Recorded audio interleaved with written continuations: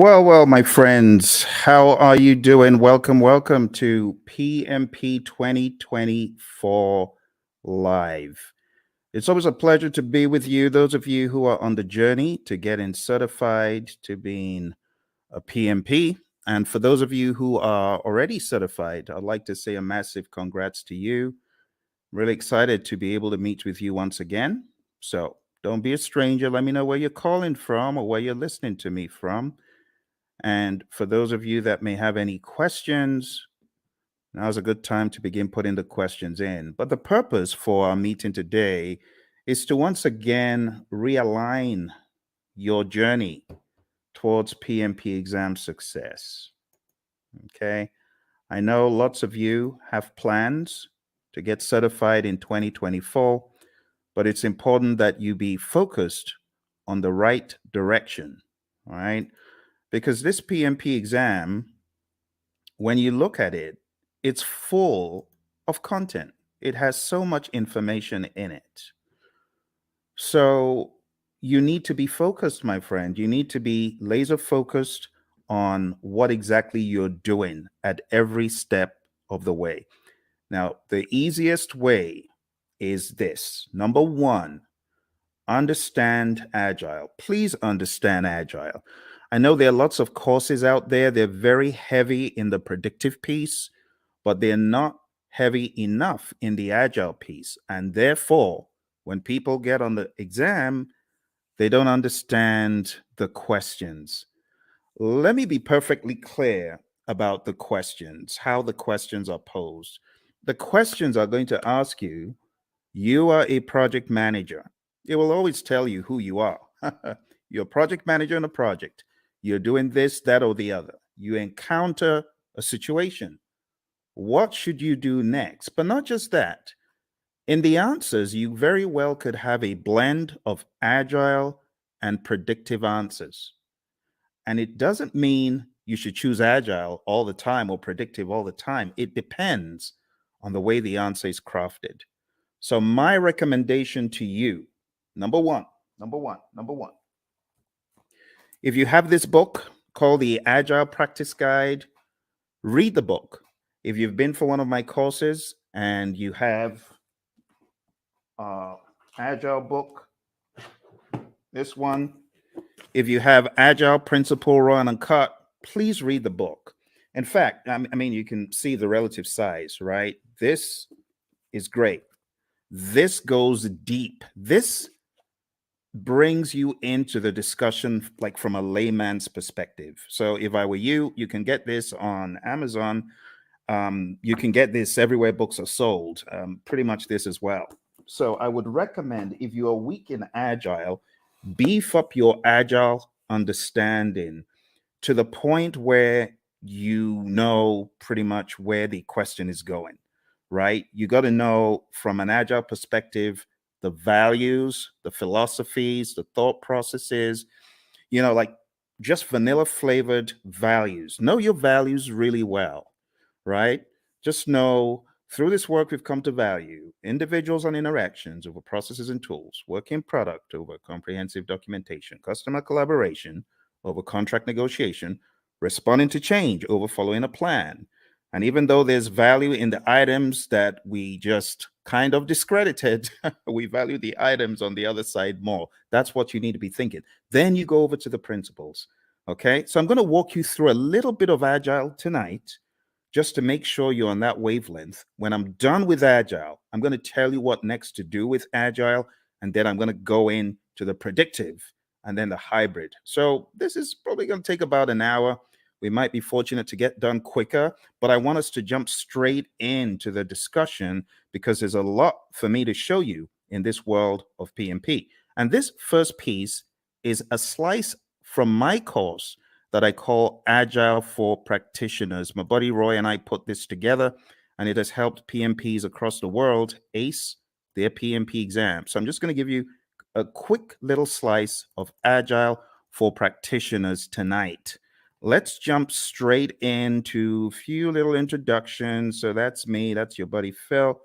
And I got certified in 2005. And since I got certified, I've been helping people across the world come from an engineering background. I'm one of those who escaped, who ran away and went into a different world of project management, trained many organizations, as you can see on the screen, many government entities, and so on. But let's jump straight into why Agile. Why Agile? I like this quote from Leon Meganson. It says, "It is not the strongest of the species that survives, nor the most intelligent, but the one most adaptable to change." It's all about adaptability, my friend, isn't it? You might recall on page 14 of the Agile Practice Guide, the Stacy model. Stacy model is a great representation of different spectrums where you can be either in an agile setting or in a more simple predictive setting. The summary is you don't have to be agile in practice every single project. For example, you don't have to use Scrum on every single project. You don't have to use Kanban on every single project. Imagine a nuclear plant shutdown. You can't do that saying, we're going to do everything entirely agile. Heaven forbid. You got to be predictive in some instances. And that's why we have the simple zone where we are close to agreement in the requirements and close to certainty as far as the technicality. So we've already gotten that out of the way, right? There's that understanding. Now, taking it up a notch to help you with your philosophies, the idea is in the world of project management, which of these is most important every time? If I asked you to select three things, just three things that you feel are mega important every time, what would they be? Would you choose time? I'm curious. Why don't you chat into me and say, "Hey Phil, this is what I think. This is what I think is most important on projects all the time." You want to try that? Go for it. Go for it. Go for it. Tell me, what do you think is hyper important? Three things, if you're going to choose three out of these. Any ideas? Is it schedule? Is it budget? Is it scope? Is it customer needs? Is it quality requirements? Or is it team satisfaction? Which three? Chat into me. I'm waiting for you, my friends. I'm waiting. I'm waiting. Come on, you're project managers, right? So you already know the answer to this, hopefully. Which would you choose? Which would you choose?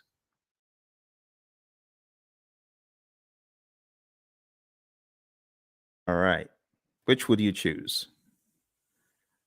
Everyone's trying to be all cute here. All right. Well, what I would choose is probably not the first one because delivering on schedule, if I don't deliver quality, is going to be frowned on. Won't you? Don't you agree? If I delivered on schedule, but my customer is not happy, what good is that? Right? What about delivering on budget? You deliver on budget, but your customer is not happy. You got issues. You see where the train is going now?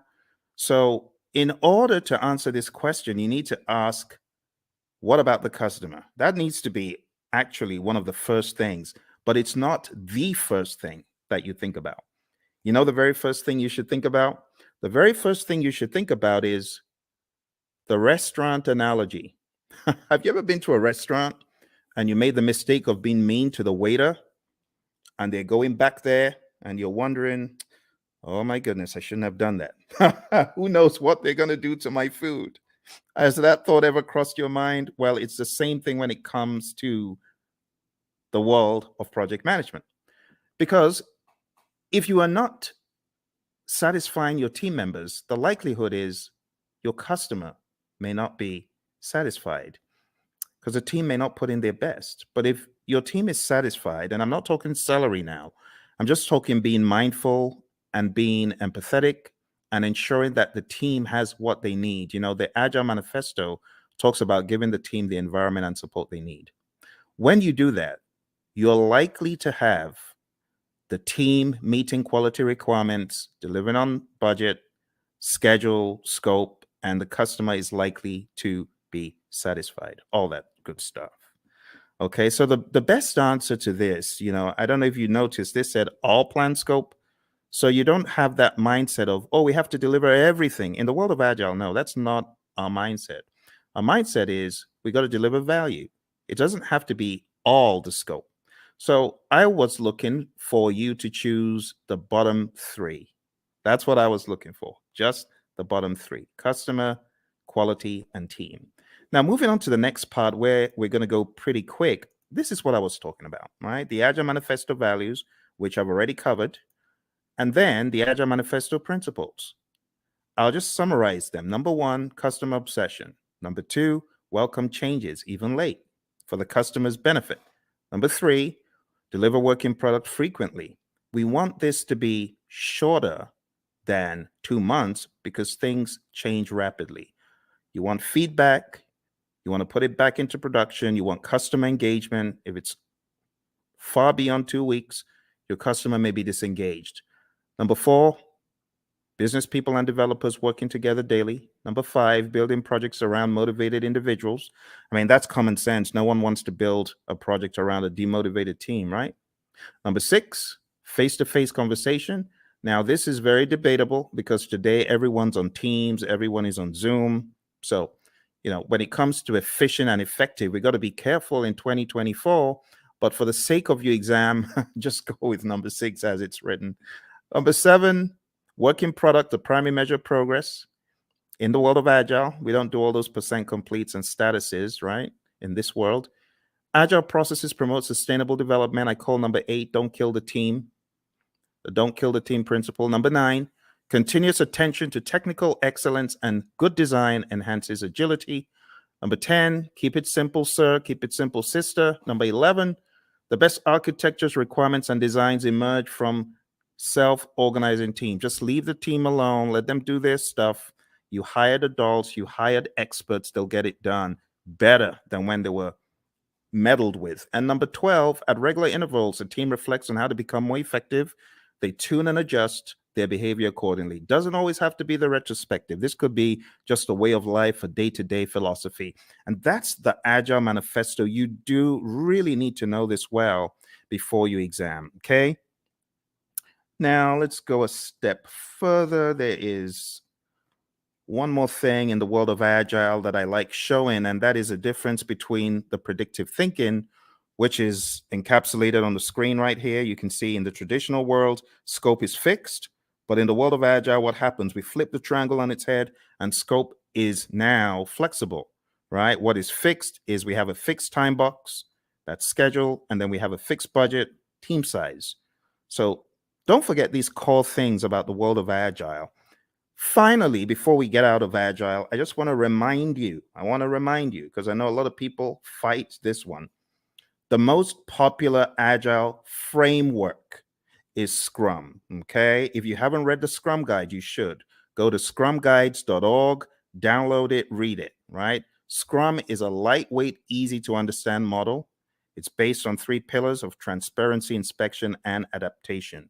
This is a sequence of activities. What happens? Number one, we have a product backlog, and it's a list of all the things our customers want.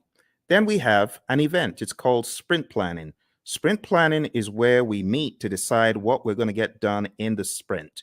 As a result of that meeting, we get a sprint backlog. Once we get our sprint backlog, we then have our marching orders. We are already in the sprint, technically, once we start the sprint planning event. But the next event that happens is the daily scrum. The daily scrum is something that we do every 24 hours. Don't say, oh, we do a weekly daily scrum. No, that's not a daily scrum. It has to be daily. So the daily scrum is where the team meets. They meet as a sync up meeting. It is not a status meeting. Please don't choose that on the exam when they give you the trick question that says the daily scrum is a what? Don't choose status meeting. It's not a status meeting. It's a planning meeting. It's a sync up meeting. There's a difference. So it's not status. Don't think status.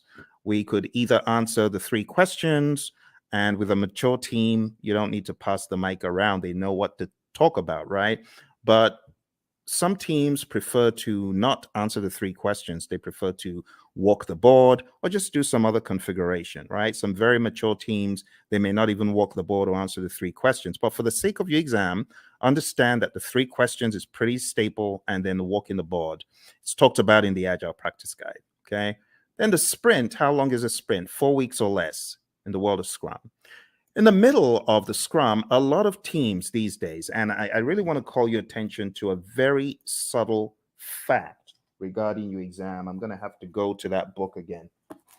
And it's a good book, actually. It's not a bad book. It's the Agile Practice Guide. So let's go to the Agile Practice Guide, okay?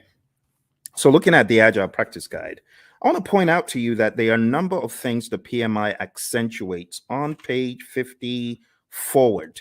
Okay, so you do need to read PMI's account, because in the Scrum Guide, you don't have any talk about the event called backlog refinement. In fact, in the Scrum Guide, it's looked at as everyday life for the product owner. But in the Agile Practice Guide, it is called out specifically on page 52 in the Agile Practice Guide. And it just reads, in iteration-based Agile, the product owner often works with a team to prepare some stories for the upcoming iteration during one or more sessions in the middle of the iteration, okay? So this account is about 2 paragraphs, but you don't find this in the Scrum Guide. You should pay attention to backlog refinement. You should pay attention to PMI's account of Agile, PMI's account of all things that are on the exam, okay? So even though backlog refinement in this image I've graded because it's optional, you should, as a PMP candidate, be aware that PMI has 2 full paragraphs. It says there is no consensus on how long the refinement should be. There's a continuum of just-in-time refinement for flow-based Agile. The team takes the next card off the to-do column and discusses it. And then it says many iteration-based Agile teams use the time-boxed 1-hour discussion midway through a 2-week iteration. And that's exactly what I'm depicting on the screen. This is midway through the iteration. The team takes some time out. They do the backlog refinement. They go through the whole idea behind the INVEST acronym. Now, this is not a place for us to debate whether it is good or bad, because I have some of the Agile zealots who hate the INVEST acronym. Don't listen to them. What do I mean by the INVEST acronym? Independent, negotiable, valuable or vertical, estimable, small enough to fit within a sprint, and testable. You want to make sure that your backlog items are indeed ready. Okay, like I said, various schools of thought are against the INVEST acronym. But when we talk about the refinement, when we talk about the definition of ready, it is important you understand and have some sort of guardrail framework to help you. So this helps achieve definition of ready. Okay. If the story fails to meet one of these criteria, the team may want to reword it or even consider a rewrite. So this is the INVEST acronym. When we say a story is ready, it means ready for us to work on. And in your backlog refinement sessions, you want to work on getting your stories to a definition of ready. Okay, it's just that simple. When you get certified, you can, join the debate about whether backlog refinement should be done with the INVEST acronym, whether definition of ready is good or bad. I'm not here for all that, right? But just know for your exam, it's in the Agile Practice Guide. All right, moving on. We have the sprint review event, and this is where the customer, could be the end user involved as well, the stakeholders. This is where there is a review of what was created, the increment, right? And just be aware that the sprint review event is not a gate before you can release value, right? You can release value all through the sprint. It doesn't have to be one time. And in fact, you could get to the end of a sprint and you may not have a featured enough item, so you may not actually release. That's why we call it a potentially shippable increment. Lastly, we have the sprint retrospective event. And in the sprint retrospective, you already know this, I'm sure. This is where the team reflects, they look at what they could have done differently, what went well, what didn't go so well. It could also be a great team bonding exercise, and it's generally closed off to the Scrum team. And when I say Scrum team, I'm talking about the product owner, the Scrum master, and the developers, okay? So feel free to put any questions in there if you've got any questions for me, because I know for some of you, we have already gone through an extensive 35-hour course. You already know a lot of this stuff, but you might have forgotten some of it. For your exam, you got to understand the roles really well. The product owner role, I highly advise you to dig into PMI's Agile Practice Guide and understand their perspective of what this role does.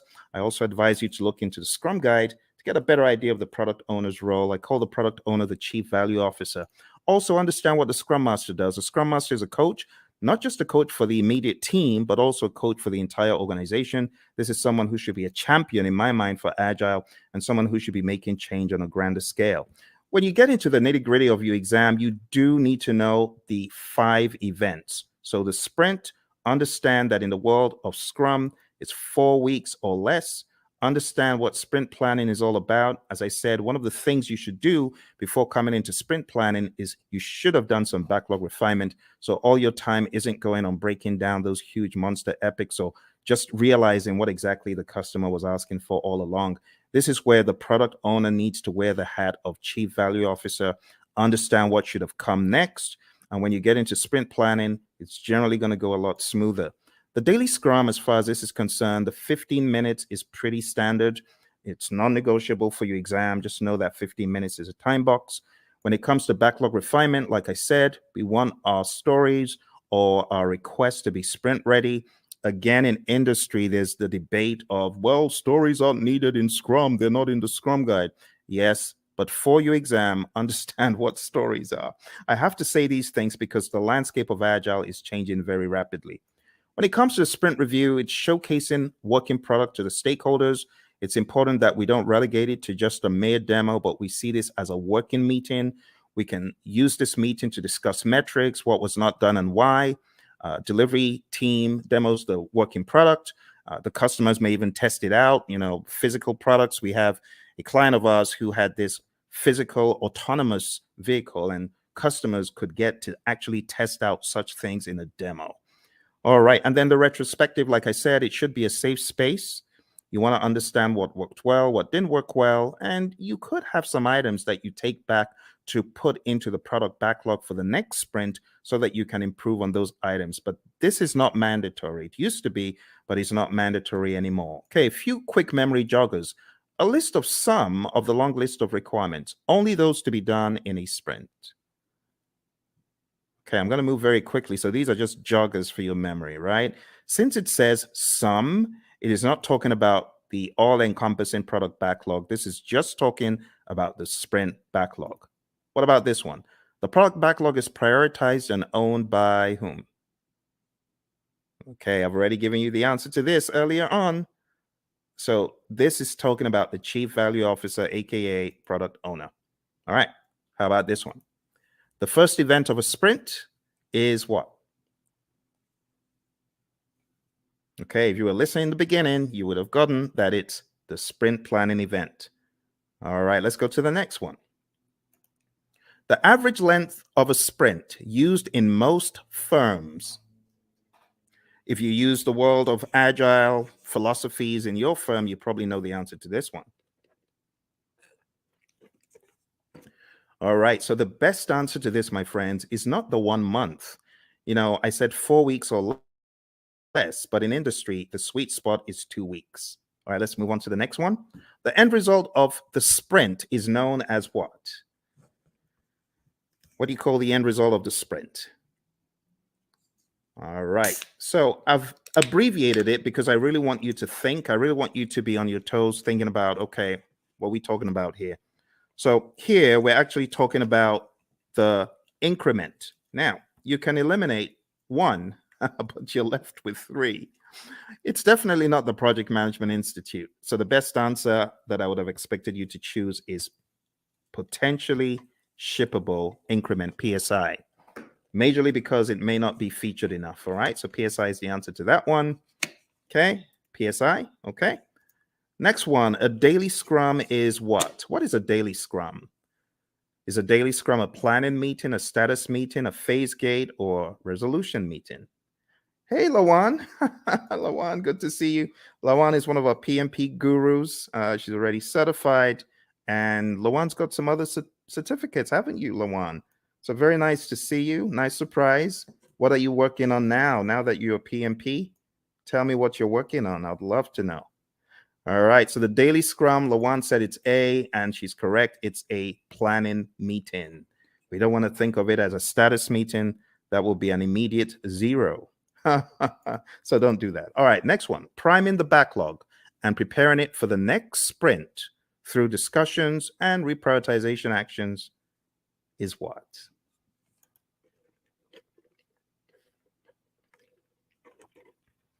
Awesome. Lawan is on it. She is on it. She hasn't forgotten it. Not missed a beat. Thank you, Lawan. The best answer to that is indeed what you chose. The answer is backlog refinement. And backlog refinement, we talk about it as being not mandatory as far as an event, but in the Agile Practice Guide, we see it there front and center. All right. The potentially shippable increment should be shown to the customer in a demonstration. This is known as what?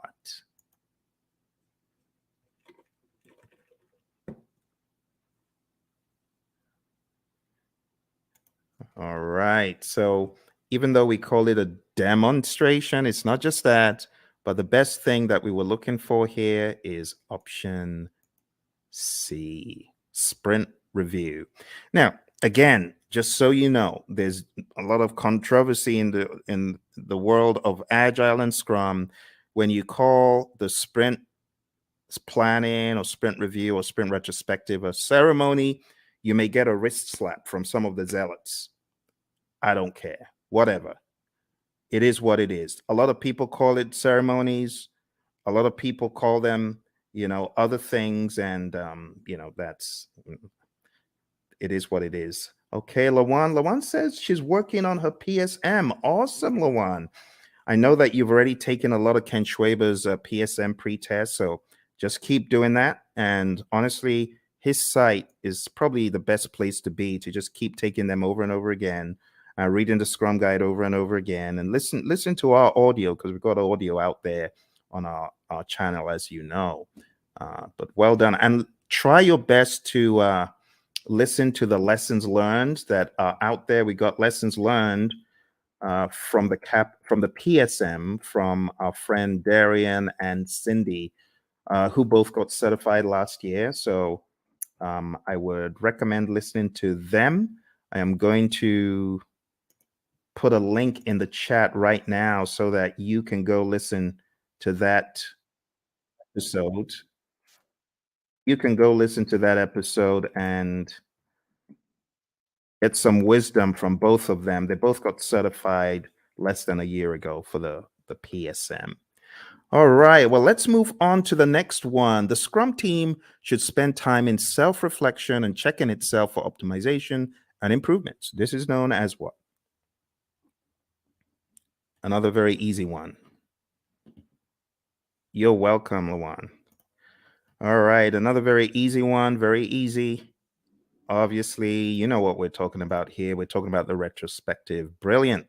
All right, another thing that you should be aware of is just the terminology when we go through the product backlog. We have different terminologies. We have the product itself. We have the epics, features, stories, and tasks. And I just use a silly little mnemonic. I just say Phil eats fries sometimes on Tuesdays. It's my mnemonic. You can use that to remember. And here's an example of how the backlog could be broken down, right? Epics, huge chunks of functionality. Features, a group uses stories together for release. It's a sensible way of releasing stuff, release like stories. And then we have tasks, which are not in the product backlog, by the way. At best, these would be in your sprint backlog, but you have a lot of mature teams who don't even put that level of stuff into their backlogs. So at the end of the day, you would have a breakdown that looks something like this, right? You would have the product broken down into epics. Here's an example of PBIs for a website, and I will zoom in so you can see the intricacies here. So it looks very much like a work breakdown structure, but don't get it twisted. It's not a work breakdown structure. This is a product, right? Product breakdown. It is not a work breakdown. Okay, so this is the general idea. epics, features, stories. You can see we have the core website functionality broken down into the UI, and then that broken down progressively into more levels of detail until we get to a task level. Okay, and then here you can see the UX, content and user experience, broken down into smaller pieces as well. Those would be at the feature level, and these story level, ultimately the task level. And we don't want to make this a religious thing you do in the world of Agile. It's not. It's just logic on how you break down your backlog, right? So your product backlog, you have big boulders, big chunks. Here's the general idea. When you're working on your product backlog, it's like an iceberg, right? You got this big old iceberg at the bottom. You got to break the iceberg into smaller pieces. And those smaller pieces, that's what floats up to the top. And that's what gets done. If the product owner, of course, is thinking properly, that's what should happen first. Okay. The next big difference that I want to point out is the difference between the definition of ready, which we talked about earlier. Go listen to it if you didn't. And then the definition of done. Definition of done is an agreed upon set of items that must be completed before an increment is considered complete. Do not mix this up with the acceptance criteria at the back of the card. The acceptance criteria, of course, could be one of the items that we are looking to be complete, looking to have met the requirements. But at the end of the day, the definition of done is not just one thing, it's a number of things. And it's on a case by case basis, depending on your industry and depending on your unique situation. But just remember that the definition of ready and the definition of done are different things. What drives Agile is a concept of value delivery. So you want to make sure you're delivering value to your client. Value should be the number one thing. Another thing that we joke about in our class is the concept of food, because we know people love food. But imagine if you went to a five-star restaurant and you wanted the dessert and someone said, no, you can't have the dessert. You got to eat the greens. Well, as an adult, you can appreciate that. But what if you were a kid? You wouldn't. In the same token, our customers, they have things that are near and dear to them, like dessert. And we say, give them the value they want first. Don't withhold the value from them, because they won't be happy if you withhold the value from them. If you gave them the value, then they understand you get them, right? You totally get them. So how do you order the backlog? The different ways of ordering the backlog, but one of the philosophies is to understand the concept of doing the big, hairy, audacious things first, right? The high risk, but high value. So always think, what is high risk? What is there a high risk and a high value on in this project? If there's a probability that you won't get a high value item done, that could be bad. So what should you do? This is just basic project management common sense. Do the riskiest stuff first. And if you do the riskiest stuff first, there's a likelihood that you will at least get them done. If you don't do the risky stuff first and you do it last and then you don't get it done and the time box is over or the number of iterations you promised is over, that's no good. So we often say high risk, high value first, low risk, high value next, low risk, low value next. And then why do you even want to do those in the top left quadrant? Why do you want to do high risk, low value? It doesn't make sense. There's so much risk in it, low value, it could actually tank the entire project. All right. So we're not saying this is the only way to think, but we're saying start off by looking for the high value stuff and then look for the riskiest of the high value stuff. There are other instances where you could prioritize based on other items such as urgency, cost of delay, weighted shortest job first. There's so many things you could think about. So when we think about ordering the backlog, the job of the product owner is a rather interesting one because the product owner has to think so many things: revenue, demand, importance to end users, frequency of use, the risk of not having it, and so on and so forth. So as a product owner, your thinking always needs to be what is most important. Now, the product owner sometimes falls into the fire alarm trap, which is pandering to people who are shouting the loudest. That is not the way to do it. You want to use more sensible criteria like NPV, ROI, Moscow, and Kano, which are really just categorization techniques when you think about it. Weighted shortest job first could be another one, and the risk adjusted backlog, the concept of the risk adjusted backlog. So there's so many pieces that you need to master for your PMP exam, but ultimately, you're going to understand that Agile is front and center, because I cannot tell you how many people have cried, my Agile was so huge on the exam. I was not able to answer the questions quickly enough. It took me such a long time to read them and things like that. So you got to be ready. Scrum is definitely the big number one framework for the world of Agile for your exam. And then the number two framework that I would highly advise you to hone in on is Kanban. Just understanding how Kanban is structured, what it actually means when we say limit your WIP and why we say limit your WIP. Understand what a board could look like when you have the WIP limits up top there. Understand what it means when we say the lead time, the cycle time, and things such as that. And understand this concept, because while it may not be tested on the exam, it's good to have the Agile philosophy of there's a cost for delaying delivering value to your customer. If you're not delivering value quickly enough, then your customer could tank. Your customer could fall off the radar. Your customer could go out of business. So we want you to have that mindset, okay? And last but not least, I'll just say have a mentality of the shuhari, right? Alistair Coburn brought this into the world of Agile from the world of Aikido, and it's just a great philosophy to understand. You got to go through a period of blind obedience. So I remember when the PMI Phoenix chapter brought the whole CSM bandwagon to our chapter, and I was one of the people who jumped on it. And our trainer was receiving a lot of consternation. Tom Meller was receiving a lot of consternation from the PMPs because they felt, what is this? This doesn't make sense. Why should we do this? Don't criticize our project management and things such as that. But blind obedience is best. Honestly, if you're coming into the world of Agile, just leave all your predictive stuff at the door, because I was in the world of predictive for eons, but I had to embrace, as they say in the military, embrace the suck. I had to embrace what Agile was bringing, the change in mindset. And not until I embraced it and I went fully in did I fully get it. So the blind obedience stage is really important. After the blind obedience, you get to the heart stage, consciously moving away from the rules, detaching, breaking free. And when you have done this for a period, you now understand the why, and you are just on autopilot Agile when you get to the restage. You're unconsciously finding an individual path to go beyond or transcend. So, my friends, for your exam, this is the first piece that I wanted to introduce to you because Agile is big. It's really big. Now, if you haven't already realized, your exam is going to be based on people, process, and business. And people, process, business could cut across the world of Agile, or it could also cut across the world of predictive. Yes. And that is why I should not say the 12 principles. 12 principles are important. That's in PMBOK 7. So let me just get the 12 principles out of the way for a quick second. 12 principles. Let's talk about that.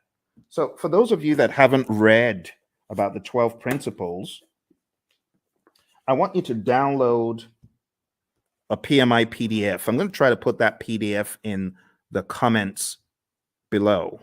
So PMI 12 principles. I'm going to share a very, very helpful PDF because it could help you. Like if your exam is tomorrow, you obviously aren't going to have time to read this book, even though it's not as big as the 6th edition, but it's still a significant effort. But maybe, just maybe you could go through the 12 principles in this PDF. So let me show you what is in this PDF. And this will be a very quick run through because the philosophies are quite important. Okay, so let me share this with you. The philosophies in the 12 principles. Let's go very quick. So you can see the 12 principles over here, right? You can see stewardship, team, stakeholders, value, and so on. Let's start from stewardship. Going all the way back to stewardship. So this just says you've got to be a diligent, respectful, and caring steward. All of those things there are extracted from the PMBOK 7th edition, and this is kind of like the most significant part of the book in my mind. So if you open up the PMBOK Guide 7th edition and you go to page 24, okay, I want to make it very clear, very clear. Okay, here, this is it. This is it. I know it looks transparent, but this is it. PMBOK 7th edition. So if you go to PMBOK Guide 7th edition and you go to page 24, it says, be a diligent, respectful, and caring steward. And that's what you see here, stewardship.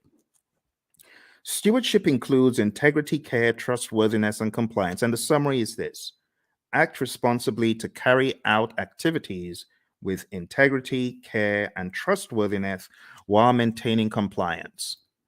And that's it. Let's go to the second one. Number 2, team.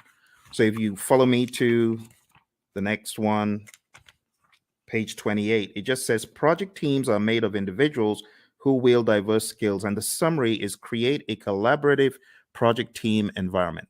That's the summary. All right. Next, we go to stakeholders. And the principle about stakeholders is one of collaboration. It just says effectively engage with stakeholders. Number 4, value. I've already talked about value today, and this just espouses that same idea. Focus on value. If it's not valuable, don't do it. Continually evaluate and adjust project alignment to business objectives and intended benefits and value.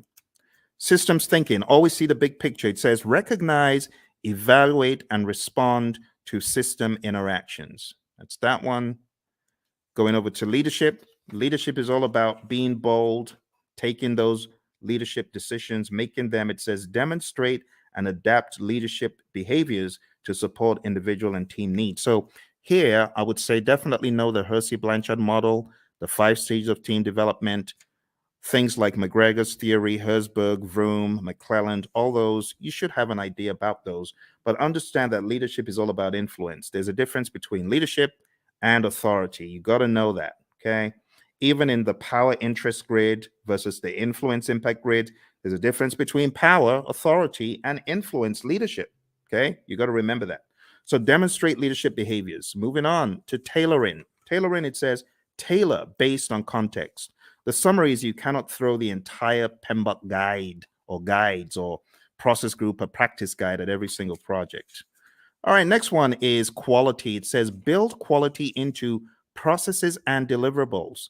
You got to think quality. It says maintain a focus on quality that produces deliverables that meet project objectives and align to the needs, uses, and acceptance requirements set forth by relevant stakeholders. Let's move on to complexity. Complexity, it says navigate complexity. The best way to navigate complexity is to understand the dimensions in it. The dimensions, human behavior, system behavior, uncertainty itself, and ambiguity, and technological innovation. There's a difference between these two. So let me go over these on page 51 very quick for you. Ambiguity is a state of being unclear. It says of not knowing what to expect or how to comprehend a situation. Then it says uncertainty is a lack of understanding and awareness of issues, events, paths to follow, or solutions. The summary is this. PMI is saying complexity is a characteristic of a project, and you as a project manager, you need to know how to manage it. How do you manage complexity? Let me take you back in time to the Stacy complexity model, remember? Now, how did we say we would work on complexity? We're going to break things down into smaller pieces, do things in iteration. Sounds like Agile, right? Because that's what we're talking about. All right, number 10, optimize risk responses. It says continually evaluate exposure to risks, both opportunities and threats, to maximize positive impacts and minimize negative impacts to the project and its outcomes. Number 11, embrace adaptability and resiliency. It says build adaptability and resiliency into the organizations and the project team's approaches. It says most projects encounter challenges or obstacles at some stage. The combined attributes of adaptability and resiliency in the project team's approach to a project help the project accommodate impacts and thrive. Adaptability refers to the ability to respond to changing conditions. Resiliency consists of 2 components: the ability to absorb impacts and the ability to recover quickly from setback or failure. Last but not least, we have number 12, one of my favorites, and this says enable change to achieve the envisioned future state. It says prepare those impacted for the adoption and sustainment of new and different behaviors and processes required for the transition from the current state to the intended future state. Here's the deal, my friends. If you're ever going through change, just remember that people are different. Some people cannot absorb change very well, and others can. So you must approach it from a humanistic standpoint. You have to be empathetic. You have to understand the J curve, the way the J curve works. People are going to be in that valley of the J curve, pondering and wondering, how does this impact my life? They're going to be down in the dumps. So what the PMI advocates quite a lot is sense-making sessions. Don't forget the people. All right, and that's pretty much it for PMBOK 7. For those of you who have been asking the question, Phil, does that mean I need to just read the entire PMBOK 7? I've told you, listen to what I'm telling you. Read, I've given you one PDF. Can I give you one more PDF from the PMI? Let me give you one more PDF from the PMI. I'm going to give you the domains PDF because I know some of you, you're still wondering, but what about the domains? I need to know the domains. Okay, I'll show you the domains. You want domains? We'll go to domains tonight. I'll show you. So here we go. Here are the domains. Okay, just to ensure that your curiosity is satisfied, there are 8 domains in the PMBOK Guide 7th edition. Now, stay with me because I know some of you are fixing to run away. Stay with me. Okay, I got to explain this. This is PMBOK 7. This is PMBOK 6. PMBOK 6 is a wildebeest. It's huge, right? It has 756 pages. This one, on the other hand, has 300 and something pages. However, when it comes to predictive project management, this does not do a good enough job, which is why the PMI have included in their library something called Process Groups of Practice Guide. And that took from the now out of publication 6th edition, and they put together Process Groups of Practice Guide to walk people through the knowledges and process groups. Because, should I just be honest? People ain't buying the domains. People are like, we've known the process groups and knowledge areas for the past 2.5 decades. Why are you giving us? It reminds me of the Israelites. Why are you giving us this stuff to eat? Why are you giving us why are you giving us PMBOK 7 to eat? So let me show you the summary, okay? Let me show you the summary. Here is the domains, okay? I've put the domains in the chat. Now let's share the domains very quick. Now, I'm going to read for you from the PMBOK Guide 7th edition, and hopefully you will not ask me this ever again because I feel it's not a very good use of our time, but I know some of you are curious. So let's go to page 7. And another thing about this book is it has 2 sets of pages. You have page 1 in the side where you have the principles, and then you have another page 1 where you have the domains. But let's talk about the domains. Listen carefully. It says, a project performance domain is a group of related activities. That's the difference. It did not say a group of processes. You get it? A group of related activities that are critical for the effective delivery of project outcomes. Project performance domains are interactive, interrelated, and interdependent areas of focus that work in unison to achieve desired project outcomes. There are 8 project performance domains. Number 1, stakeholders. Number 2, team. Number 3, development approach and lifecycle. Number 4, planning. Number 5, project work. Number 6, delivery. Number 7, measurement. And number 8, uncertainty. Let's go through them hyper quick. Stakeholders is all about your care for your stakeholders, understanding that you need to effectively interact with them. In other words, you need to manage their engagement. The team domain is all about caring for the team, team health, and team optimization. Development approach and life cycle is all about selecting the right development approach. Is it going to be agile? Is it going to be predictive? Is it going to be incremental? Is it going to be agile? And then going down into the smaller silos, is it going to be Scrum? Is it going to be Kanban? Is it going to be TDD? Is it going to be ATDD that we use here, right? And so on and so forth. Planning is all about planning the project. It's that simple. Project work, as it says here, addresses activities and functions associated with establishing project processes, managing physical resources, and fostering a learning environment. Watch this. Project work is associated with establishing the processes and performing the work. Boom, performing the work. That's the direct and manage project work process and everything connected to it. So just think executing. The next one is delivery. This just makes sense. You create a product, service, result, feature, function. It needs to be delivered. And that's what you're doing in the delivery performance domain. It addresses activities and functions associated with delivering the scope and quality. You see those two? Scope management, quality management. I told you you were not missing anything. That's what these domains are all about. The next one is measurement. Now, this one, I must say, is a worthwhile inclusion in the dialogue, because a lot of times you have individuals who are measuring stuff and their measurements are probably not sensible. For example, a company my buddy Roy worked with, the company said to the testers, we're going to reward you if you find bugs. The more bugs you find, the more rewards you get. So these people aren't stupid. Of course, they had friends who were developers. So the developers started cranking out some soft bugs, not really malicious bad bugs, just soft bugs that will get their buddies a reward. What a ridiculous metric to measure.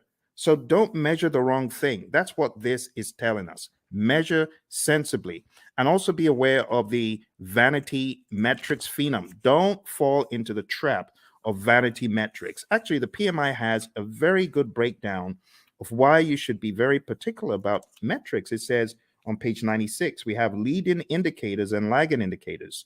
So be aware of what you're measuring. Is it a leading indicator predicting changes or trends, right? Leading. In other words, the metric is smart. The metric tells you what is about to happen before it does. Or we have lagging indicators. Now, lagging indicators, I'm not saying they're dumb, but they measure deliverables or events after the fact. Okay, so leading indicators, that's your magic right there. Lagging indicators, not bad. They're still helpful, but it's after the fact. And it says what to measure. You got all sorts of things on page 98, which is a good breakdown of what to measure. We go into the concept of baselines, business value, net promoter score, mood chart. I would highly advise at least understand some of the basic metrics in project management, just in case they come up on your exam. So benefit cost ratio or cost benefit ratio, MPV, net promoter score, which is a measure of how happy your stakeholder is or willing to recommend your products or services to others, mood chart, and what else? That's pretty much it. There's some very good stuff here. So if there's one of the domains that I am excited about, I think it's this one. This is definitely value to the project management narrative. On page 112, we have my favorite, the vanity metric, a measure that shows data but does not provide useful information for making decisions. Has someone ever told you to gather data and measure stuff that is just worthless? You know, for example, measuring page views of a website is not as useful as measuring the number of new viewers, because you could have had one viewer go in there 1,000 times, if you get what I mean. So just that whole idea is what we talk about in the measurement domain. Last but not least, we have the uncertainty domain. And it just says projects exist in environments with varying degrees of uncertainty. In that vein, the project manager needs to have a plan, a mousetrap for how to measure the usual suspects. There are 5 of them: uncertainty, a lack of understanding and awareness of issues; ambiguity, a state of being unclear; complexity, a characteristic of a program or project or its environment that is difficult to manage due to human behavior, system behavior, and ambiguity; volatility; and then risk. And honestly, that's it. That's it for your 8 domains. We don't really have to go any further. It would be a waste of time. Now, if you have any questions, I would love to answer your questions. We're going to be hitting about an hour very soon. But before we jump off the call today, there's one more thing that will be in order. And what I want to do next is just talk about the deeper world, the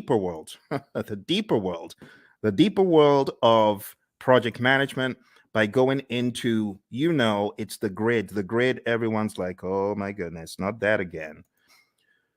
This grid is very important, my friends. It's important for your project management journey. I know a lot of people are not very keen on it, but trust me, you need this. You really need this. You really need this thing I'm about to show you. And it's the 5 process groups and the 10 knowledge areas. We have to go through it tonight. I couldn't let you escape without it. So I would like for you to get a pen and a paper. It's going to be a worthwhile experience. It's going to be good. Let's work on this together. And as I go through it, I want you to ask any questions. Okay, if you have any questions, now would be a great time to ask them. So in the world of project management, according to the PMI, way back in time, there are 5 process groups of project management, and they're just 5 buckets. I just call them buckets of things that need to be done in order for us to get project work done. And when I say project work, I'm talking more about the work that the project manager and the team are going to do to manage the project. You see, there's a difference between doing the work versus managing the project. You hear the PMI talk about a product life cycle. That's all about doing the work. But then there's talk about a project management life cycle, which is really code for the process groups. So if you're taking this exam, what is going to help it become easy for you? I heard this again from one of our latest PMPs. Shout out to Lily, who got certified about 4 days ago. She said the same thing.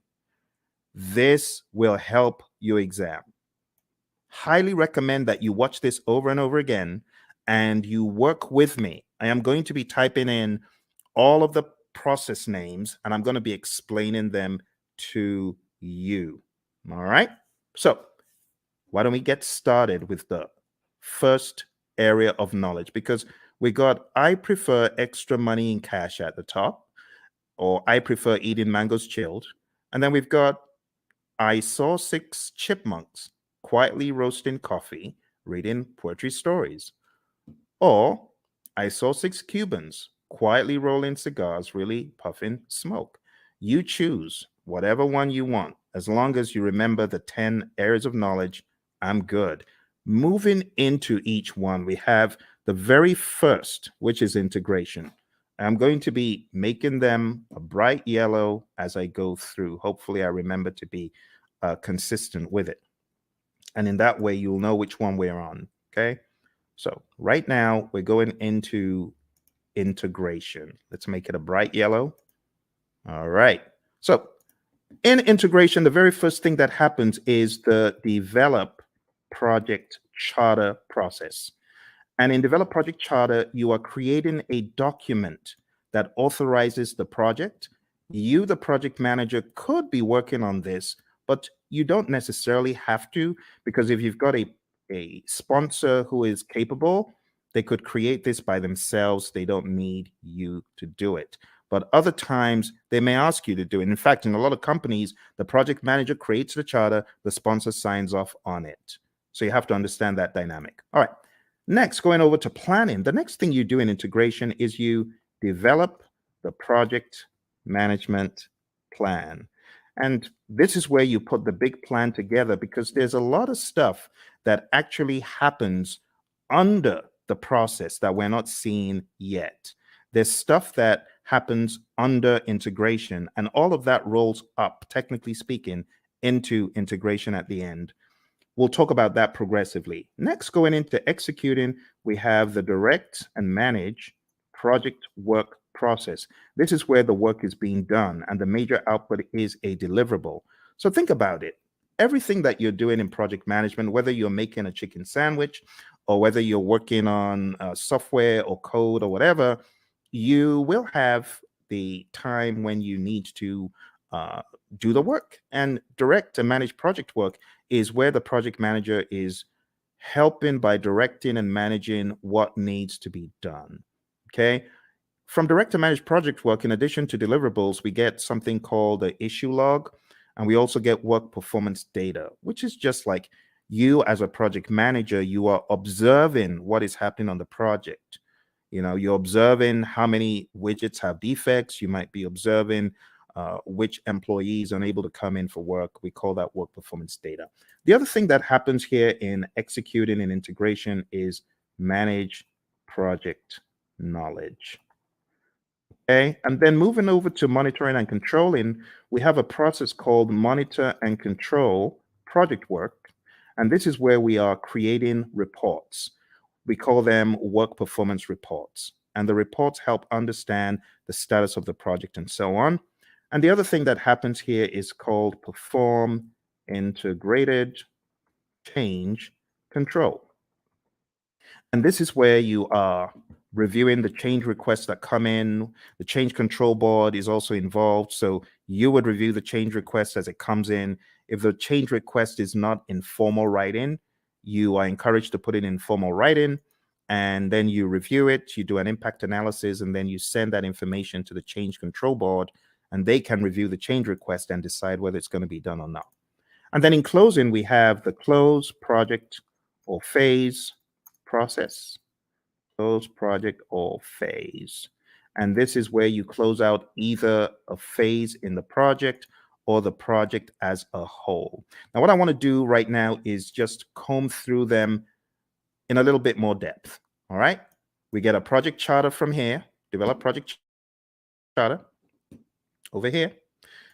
From develop project management plan, we get our project management plan. From direct to manage project work, we get our deliverables. From manage project knowledge, this is where we do our lessons learned. We get a lessons learned register. From monitor and control project work, we get our work performance reports. From perform integrated change control, we get our approved change requests. Remember, we could also say the change log is technically an output from here.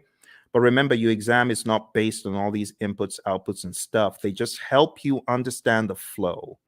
It is important for you to understand the flow, my friends. And then we have close project or phase. So closing out the project or a phase in the project. This is where we have a final product, service, or result transition as an output. We also have a final report as an output. Okay. Now, these are not just random words that I made up. These are indeed things in the PMBOK Guide 6th edition and things that are helpful for you to know as you traverse the landscape of project management as you prepare for your exam. Okay. All right. I hope that makes sense. Do send in any questions if you have questions. So that's the first knowledge area. Now, everything that happens under integration, you got to look at it like this. Look at it like this. All this stuff under rolls up. All the stuff under rolls up, technically speaking. Now here, I know we only have one process here, but technically speaking, what you have in identifying the stakeholders, you want to make sure the stakeholders buy into the charter. All the stuff you have here in planning is going to add up to your project management plan. All the stuff you do in executing is pretty much governed, talking about governance from an integrative standpoint. Everything you do in monitoring and controlling is governed up here because all you're checking to see if you're going according to plan in all the knowledge areas is governed at a higher level in monitor and control project work. And close project or phase, it just has that. Okay. And that's the general high level idea. Now we're going to be going crazily quick. So I'm going to put the responsibility in your court to tell me to slow down or stop because I'm just going to go pedal to metal from here. Okay. All right. So draw along, follow along. It will be a good exercise. Going into planning, we have plan, scope, management as a process where we decide how to manage scope. Then we have collect requirements, where we are collecting all the requirements, functional requirements, business requirements, and so on. Then we have the define scope process, where we create the project scope statement, which has all the inclusions, exclusions, detailed deliverable description, and so on. Then we have create WBS, which is where we create the work breakdown structure. Then we jump across to the monitoring and controlling process group. And here we have two things. We have validate scope. This is where your customer checks the product, service, or result. And then we have control scope. And this is where you, as a great project manager, you're controlling the scope, making sure people aren't adding extras. Okay, good. Let's move into schedule management. In schedule management, the first thing that we have here is plan schedule management. Plan schedule management is where you create a plan for how to develop and manage the schedule. Then we have define activities, where we list out the activities that need to be done. Sequence activities, where we put the activities in order of occurrence. And estimate activity durations, where we decide how long each activity will take. And then we have develop schedule, which takes everything into account. And voila, we have our final schedule, right? We also from here have our schedule baseline. Just to make sure you understand the difference, There's a difference between having a project schedule, which is a living, breathing schedule that you update just sensibly as a project manager, versus the schedule baseline, which is a particular version of the schedule etched in stone. So there is a difference between the schedule baseline and the project schedule, and it helps to know that. Last but not least, on the other end of the spectrum, we have control schedule, and this is where we ensure that our schedule is going according to plan. Okay? Be sure to ask any questions. If you have questions, I will be moving a lot quicker from here. Going into scope, we have three things we do. Three things in planning and one in the monitoring and controlling section. Here we plan cost management, and that's where we plan how to manage cost. Then we estimate costs. We estimate the cost for each line item, each task. Then we have determine budget. And this is where we roll all the task costs to a final total amount. And then lastly, here we have control costs. And this is where earned value lives. Now, when I say where earned value lives, this is where we use the earned value metrics. The earned value metrics could help us see trends where we're likely to end up, or previous performance across schedule and cost and even scope. Just remember for your exam, you need to remember SPI, CPI, CV, and SV. You need to remember that they all start with EV. They all start with earned value, right? That's an easy way of remembering. If it's a variance, what do? You subtract. If it's an index, what do? You divide. So that's another quick tip. And then if it's schedule, then if it's schedule performance index, plan value is the other thing. If it's schedule variance, plan value is the other variable. If it's cost related, actual cost is the other variable for cost performance index and cost variance. Okay, so let's zoom into that for the sake of those who may have forgotten. The big thing for your exam is really knowing what does SPI mean if it's 0.4, or what does CPI mean if it's 0.4. Anything less than 1 is bad for the indices, right? Greater than 1 means you're doing better than projected. Anything less than 1 is bad. Equal to 0 means you're equal to 1, I beg your pardon, for the indices means you're right on target. For the variances, if it's 0, it means you're on target. So if you have a 0 variance, that's good. If you have a negative variance, that's bad. If it's greater than 0, like if you have even a $5 cost variance or schedule variance, that means you are actually better than planned. Okay, so those could help you in your recall for the exam. I'm going to put them over here. I'm going to make them a little bit smaller because they're not really a process. It's just something to remember. All right, let's go over to quality. So in quality, we have plan, quality management, and we have manage quality, where we are actually carrying out our quality audits, manage quality. And last but not least, we have control quality. And in control quality, this is where we are actually checking the product, service, or result. Okay. For those of you just coming, we're doing an end-to-end coverage. It's a very rapid means for you to catch up on the PMP. Once this live stream is over, it is likely you will not see the video because the video will be pulled down. You won't see this video once it's over. So if you know you're not able to stay, unfortunately, you will not see this video afterwards. All right, let's come out. Let's go back in. All right. There we have it. So we've got plan quality management, manage quality, and control quality. Moving on to the next thing we're talking about, we're going to talk about resources. Moving on to resources, we have 6 things here. We have plan resource management. We have estimate, activity, resources. And those two happen in planning. In executing, as far as resources concerned, we have acquire resources, we have develop team, and then we have manage team. And what are the differences? In develop team, this is where our team goes for team building, They get trained, they get educated in project affairs if they need to, or technical things. And then in managed team, this is where we give the team feedback. And last but not least, here we have control resources.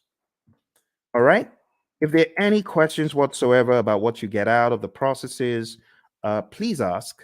I know I'm going pretty quick because I have so many videos about this stuff on the channel that I'm expecting that you might have maybe even already gone through some of those.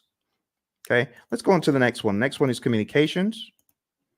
And in the communications knowledge area, you're going to do three things. You're going to plan communications management. You are going to manage communications. In other words, you're going to communicate. This is where you're going to distribute information to people. This is where you could have reporting done in meetings. And last but not least, we have monitor communications. Okay. Again, I want to encourage you, if you haven't mastered this, this is important for your PMP exam. I know some people feel, oh, this is old stuff. Trust me when I tell you, I cannot count how many people I've heard from that this helped them put the big map together. So I really want to stress, if you haven't mastered this, please spend some time in doing so. Okay. All right. Let's make these a little bit smaller because we got a really big one coming up. We got risk. Risk is a significant beast. It's very, very big. So let's go on to risk. And risk starts off as usual with plan risk management. This is where we create a plan for how to manage risk. Then we identify the risks. Then we perform a qualitative risk analysis. Think about it like a high, medium, low, or on a scale, numbers that generally don't equate to the same thing from project to project, but they help us in the prioritization of the risks, as far as which risks are we going to go after, which ones are we going to leave alone, so on and so forth. All right, moving on. We have perform quantitative risk analysis.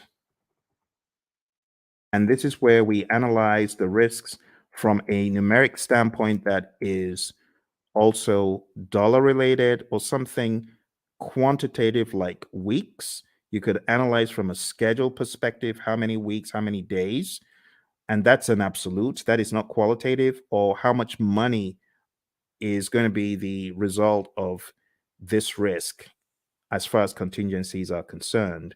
This is where you're getting really into some hardcore amounts. The next thing that happens is called plan risk responses. And then we jump across to executing, and then we implement those responses. Okay, and last but not least, we have monitor risks. Now, when it comes to plan risk responses, again, I'll take some time out to talk about the A team, not Mr. T and the A team, but avoid, transfer, escalate, accept, and mitigate. Okay, so these five are your approaches for negative risk or threats. We also have another five for positive risk or opportunities, and I'm just going to put them here sneakily. I know it shouldn't be there, but I'm going to put them there because I want to share them with you. I call it EASEE, easy, right? Easy. It just stands for exploit, accept, share, escalate, and enhance. You got to know these really well. Look on the channel because I have videos. Avoid. Let me just blow this up a little bit so that you can see it a little clearer. Okay, let's blow that up. Okay, so avoid, and feel free to take screenshots. That's fine if you want to take screenshots, right? So avoid is avoiding the risk altogether, 100%. The risk doesn't happen or it doesn't impact at all. Transfer is transferring to a third party. Escalating is elevating the risk to either your boss because it's beyond your power or your authority, or you could escalate because it's affecting other parts of the organization. Accept is doing nothing. We have passive and active accept, and mitigate is reducing the probability or impact. On the side of the easy, which really should be here, but I'm just making this quick. The easy is for the positive risk. So you could exploit a risk that's 100%. That positive risk is going to happen, right? That's what we mean by exploit. 100% will happen. Accept is doing nothing. We have passive and active accept again. Sharing, again, same strategy as I said for transfer. You involve a third party. It could be a special purpose company. It could be a sister organization that you share the positive risk with. Escalate, again, escalating it to a higher power because it's beyond your project or because it's beyond your power. And then enhance is really just increasing the probability or the impact of the positive risk. All right, so that's risk, my friends. We are going pretty quick here, and we are going to be done before you know it. Let me go back and share the last pieces of information because we have just 2 more knowledge areas. Aren't you amazed at how quick that has gone? You know, in some courses, the entire 1 week is spent on that. They spent 5 days taking you through what I'm showing you in minutes. That's why you need to come to my course. Come to my course. I'll do a lot of time optimization for you. You want to join my course, go to hpmexam.com or go to tinyurl.com/elite PMP, or tinyurl.com/elite CAPM. I'm going to put those links in the chat because I know some of you are like, how do I join your program, Phil? Well, you just need to go to Elite PMP. You can start studying with me tonight, like right away. You can start studying with me right now, because if you sign up there, you'll be able to join immediately. It's on Udemy, and costs 24 hours a day. You just decide when you want to join. And if you're getting ready for the CAPM exam and you're wondering how to get certified, you can join me on the Elite CAPM program as well. I'm going to put that in the link. Do that. Put that in the chat. So go to Elite CAPM if you're keen on study with me for the CAPM exam, and then if you want to be on my full-blown training for project managers, not only to get them PMP certified, but also to elevate them to the next level after PMP. In other words, showing you how to succeed. You can just jump into my program, which is called hpmexam.com PMP exam immersion. Let me put that in the chat as well for those of you who are curious, because I know some of you are feeling the training right now. You're like, my goodness, I just spent $2,000.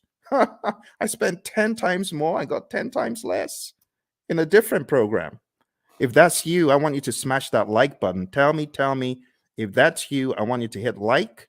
I want you to subscribe to the channel, and I actually need you to share it with your friends. Okay, that's what I need you to do. So if you want to study with me, do that. And if you're like, Phil, I ain't got a dime. I'm just trying to get by. Hey, that used to be me. That used to be me back in 05. I didn't have a dime.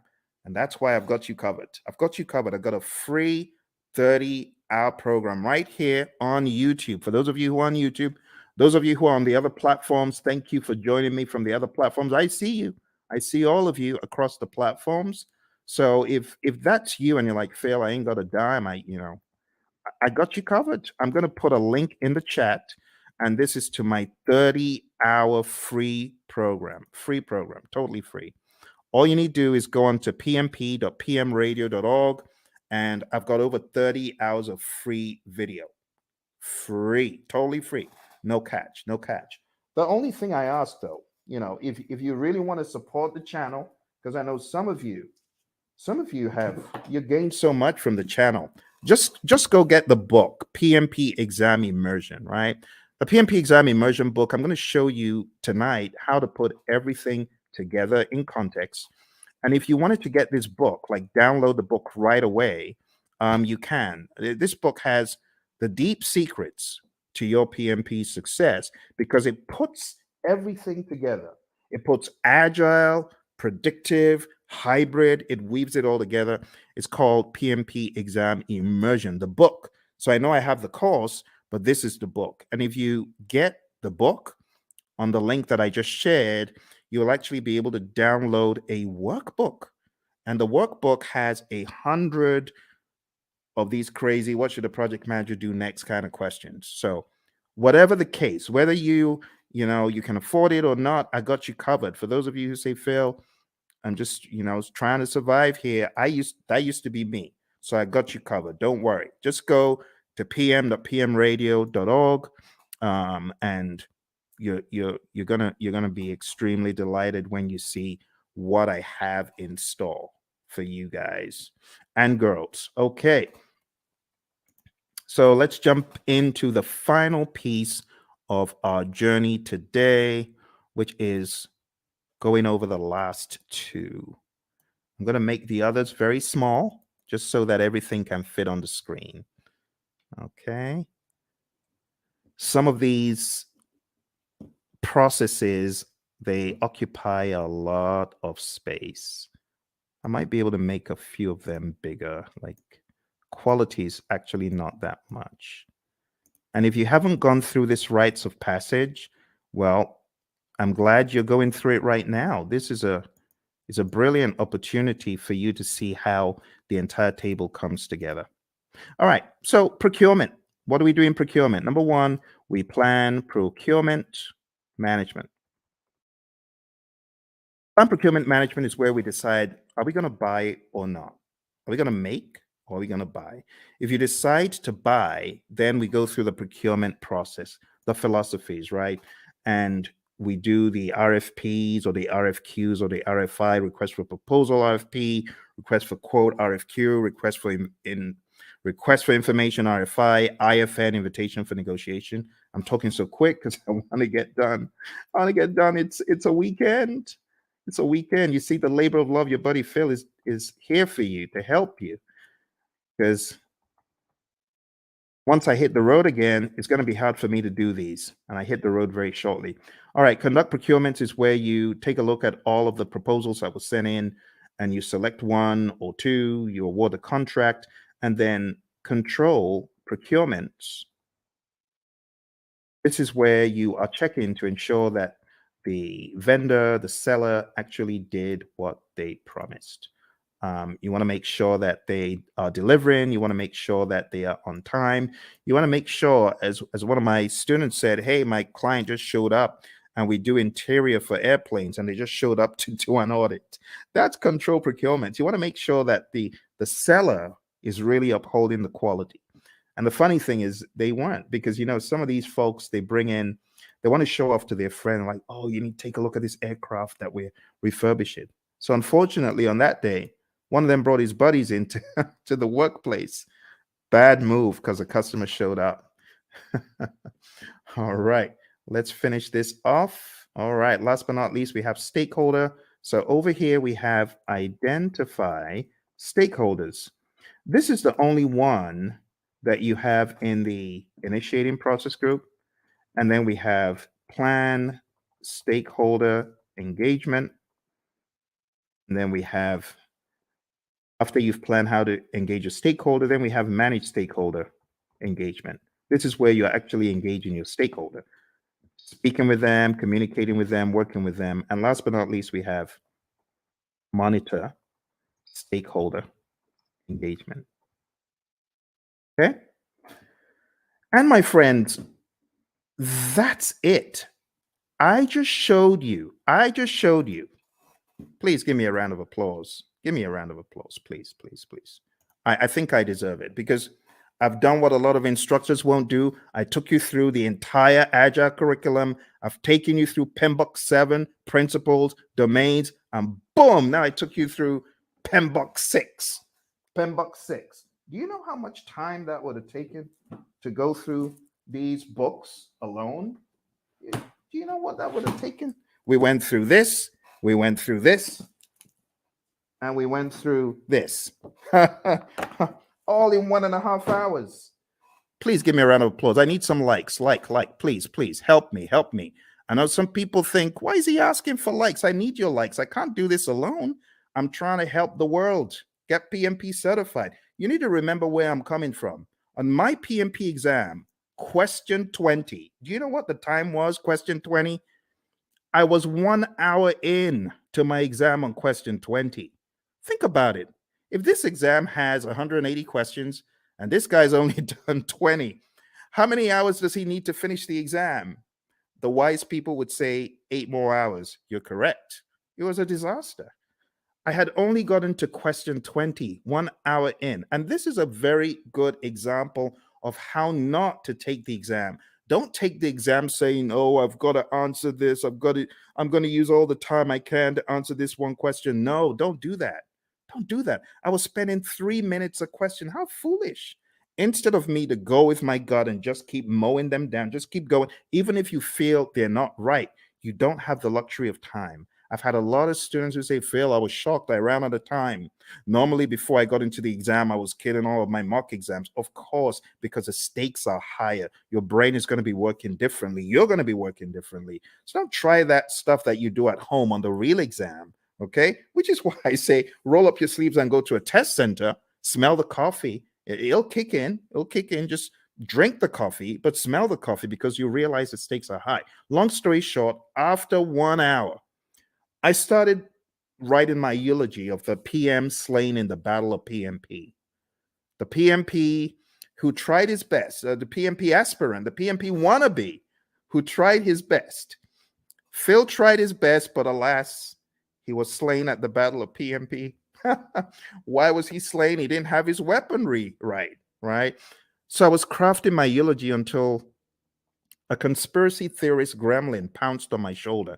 And I'm grateful for that conspiracy theorist gremlin. And the gremlin said, the PMI is looking at you from behind the scenes, and they can see that you got all the questions wrong, and they're giving you more of those questions.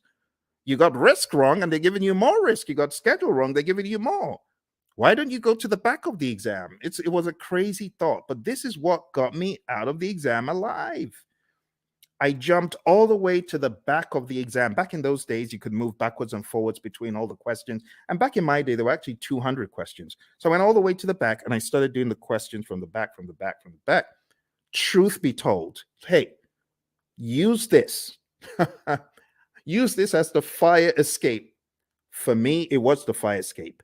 I started backwards and I realized the questions were easier from 200, 190, 180, 170, 160, 150, 140, and just kept doing the exam backwards, and it was easy. Then I got to a pocket of difficult questions. It's like these question writers are like fiends from the pit. They know where to grab you, and they just, boom, dollop a boatload of hard questions, and it's like quicksand. Don't be moved by that. You can jump over the quicksand, or you could just do C, D, E, C, C, C, whatever the options are, but don't get stuck in the quicksand. I didn't get stuck in the quicksand. Kept mowing them down. I think I had a pocket of difficult ones in 120, kept going back around 70 something, difficult ones around 50. I didn't care. I was just mowing them down, doing my best. And then I got back to question 20. And guess what the time was? 3:55. Pretty much I had 5 minutes left. And the question is, am I going to start changing stuff, or am I just going to end the exam? Took a deep breath. Boom, end the exam. And then the screen goes blank. You've been selected for a survey. We would like to find out, did you enjoy your exam experience? Was it clean? Did you like the staff members? Oh my goodness. Now I have to go all the way through this ridiculous survey saying, I liked it, I didn't like it. But remember, the conspiracy theorist gremlin is saying, fail, you got to say you like it, because if you said you don't, you're going to fail. So what did I do? Yes, I liked it. It was good. It was clean, even though it was dingy and dim lit. Everything was good. It was good. It was good. It was good. Then press the end button and the screen goes blank for like an eternity. Congrats. You've passed the exam. Talk about being chased by, you watch those TikTok videos of crazy bear out of somewhere in Colorado, those bears. That was me. I felt like I had run from the crazy beast. And that's why I do what I do. Because when I came out of the exam, I promise that if I come out of the exam alive, as I'm writing this crazy exam called the PMP exam, I'm promising if I come out of this thing in one piece, two promises. Number one, I promise I'll never curse the PMI. I won't curse them as I always have been. And number two, I promise I'll tell everyone anything in the world that moves. I'll tell them this exam crazy. Crazy exam, crazy exam. That's why I say take no prisoners. Do everything you can before you find yourself in front of that computer monitor. Do everything you can. All right. Final thing we're going to talk about today, my friends. I'm going to show you the PMI's secret sauce for the PMP exam. They have a secret sauce for the exam, and that secret sauce is encapsulated in a document. And the document is simply called PMP Exam Content Outline. I'm going to put that in the link so that you can download it and read it. I'm showing you where all the treasure is buried tonight, my friends. You know, like I said, I'm hitting the road again. I don't know when next I'm going to be able to do this. It's going to be a while. Here we go. Here we go. That is the PMP Exam Content Outline. And I'm going to go over the outline with you, but I'm not going to do it the usual way. I'm going to do it differently. I am going to do it very quickly by going through my special roadmap. It's a roadmap I created for the PMP, and it cuts off, I would say, about 10 hours. It cuts off 10 hours from the curriculum because it's very rapid and effective. Are you ready? Let's jump into it. Let's jump into it. Here we go. Here we go. For those of you that have been on since we started, thank you very much. I hope you're finding value from it. Your exam is going to have people. 42% of the exam is people, 50% is process, 8% is business. And then you can slice that across 50% agile and hybrid, 50% predictive. Okay? So what am I trying to say? I'm trying to tell you agile is a beast, a big old beast as big as predictive. Here's the breakdown one more time. See that? So pay close attention to the process domain, but don't forget, you could slice these into 21, 21 for people, 21 agile and hybrid, 21 predictive. For process, 25 agile and hybrid, 25 predictive. For business, 4% agile and hybrid, 4% predictive. That's the general idea. Okay. Let's go into the people domain very quickly, and I'll just try to wrap it all up. Okay. Number one, I have changed the order from what is in the outline that I sent you. In the outline, it starts off with manage conflict, and then it goes into lead a team and so on. But I'm changing it because I want you to get the flow. The flow doesn't make sense in the outline. I want you to get more of the flow from a time perspective. So number one, what I want you to think about first is building a team. You build a team, and then you begin to define the team ground rules, do's and don'ts, and acceptable behavior. And then you begin to lead a team. You know, my mentor, John Maxwell, he says a true measure of leadership is influence, nothing more, nothing less. You're going to lead the team to success. You're going to help the team understand what to do on the project. Leadership is all about example as well. The Hersey-Blanchard model is also a very good one to talk about here. If you haven't heard about the Hersey-Blanchard model, this is it. The thesis of the Hersey-Blanchard model is you need to be a situational leader. You can either be in a directing mode, depending on the individual. This is where you give low support and more direction, or in a coaching role, or in a supporting role, giving more support than direction, and in a delegating role where you just know the keys to the kingdom are safe with this dude, this girl, because they've proven themselves time and time again. But you don't always stay in one quadrant. You move around depending on the individual and the circumstance. With someone, you could have a delegating approach, but if you change the environment, you may need to have a more directing approach with that same individual. And that's the general idea. The other thing that you really need to know for your exam is the 5 stages of team development: the forming, storming, norming, performing, and adjourning. This will help you on the questions. There's also subtle lingo used. So when it comes to forming, the team members are independent. When it comes to performing, the team members are interdependent. So you got to understand PMI's lingo when it comes to these. I would say it's worth checking how they discuss the 5 stages of team development, or Tuckman's ladder, Bruce Tuckman's ladder. Also, as part of your journey, know the 10 tenets of servant leadership: listening, empathy, healing, awareness, persuasion, conceptualization, foresight, stewardship, commitment to growth of people, and building community. You already know the PMI isn't going to do this in parrot fashion, but you do need to be very comfortable with the narrative. Also, for the people domain, you need to understand the Thomas Kilmann conflict mode instrument. There's no image of this in the PMBOK guides, any publications from PMI, but you need to realize that you could be somewhere in the middle as far as your approach to conflict, or you could be very forceful to get your way, or you could be in a collaborate or problem solve mode, which means you're assertive about your needs and the other person's needs. You could be in the avoid or withdraw mode, or you could be in the accommodate or smooth mode. The accommodate or smooth means you're more focused on the person's needs than yours.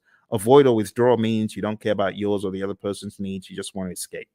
And that's okay. But avoid or withdraw is not the end. You could be back.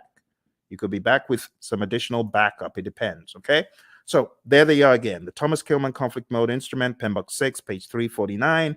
If you're in PMBOK 7, it's talked about differently. It's kind of wonky because it kind of went off something else instead of sticking to the Thomas Kilmann conflict mode instrument itself.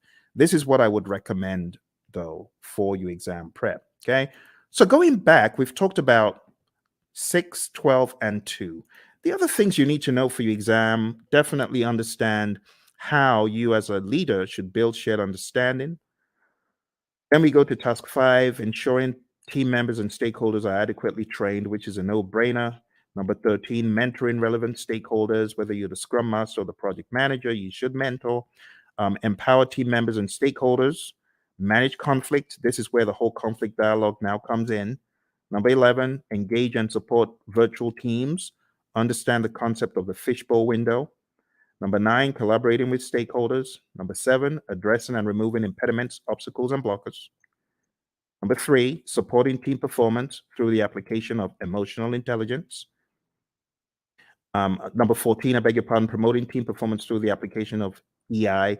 And number 8, negotiating project agreements. Now, 3 and 14 are very close. Supporting team performance and promoting team performance, they're very similar. Supporting the team means you're there for them, you big them up in a meeting, you don't throw them under the bus. Promoting team performance through the application of EI is different. This means you are emotionally intelligent. Emotional intelligence means you're able to control your emotions, bridle your emotions, and you're also able to influence the emotions of others. And that's the people domain very succinctly, okay?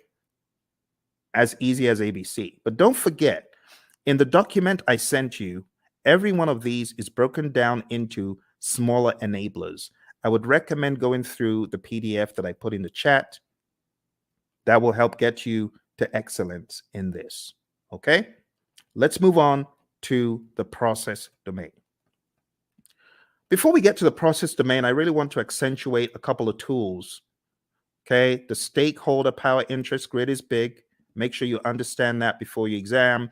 You could have the power interest grid, the influence impact grid, and other allotropes of it, and understand the planned stakeholder engagement process. This is where we have our stakeholder engagement assessment matrix. I call it the SEAM. This is where you have your current state of the stakeholder, and that is your desired state. They're currently unaware. You want them to be supportive.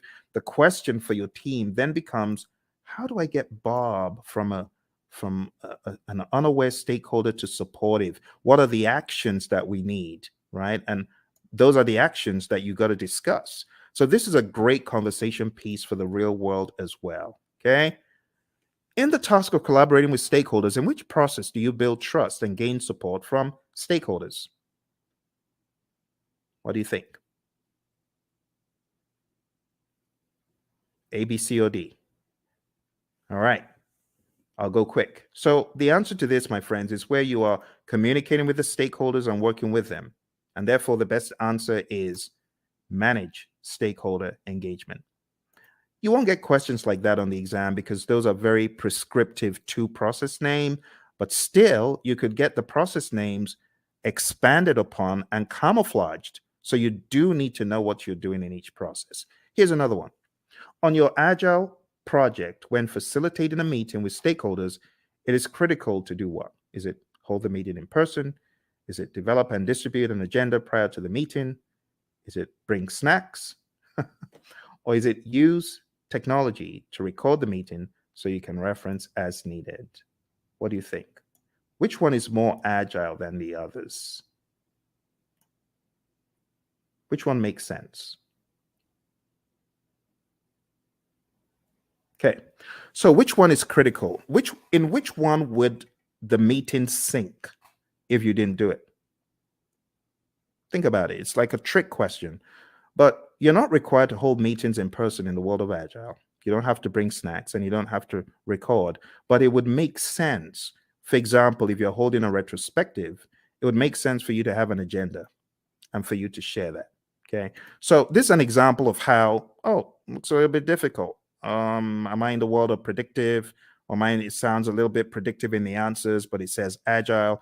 So you got to be ready to face things like that. All right, let's move into the next domain, which is process.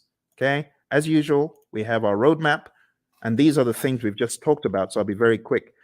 Number one is actually task 13. So this is where you determine the appropriate methodology, the methods, the practices. Are we going to be agile, predictive, or something else?